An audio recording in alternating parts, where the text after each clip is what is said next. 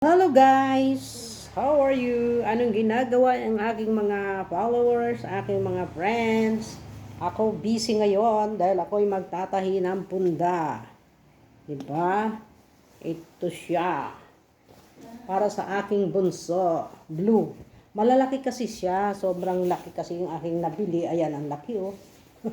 1 meter oh. May unang ba naman ng ganun? 1 meter. Ito para sa aking bunso.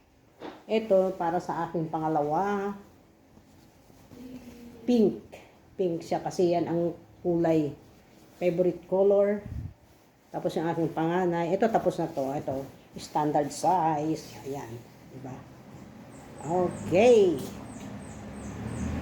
Tahi-tahi muna.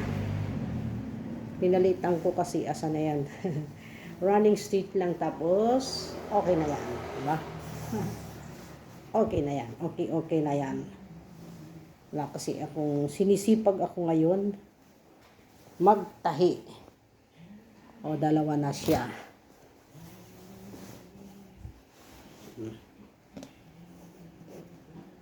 Okay, thank you guys for watching. Maya ko na kayong Rex Bakan.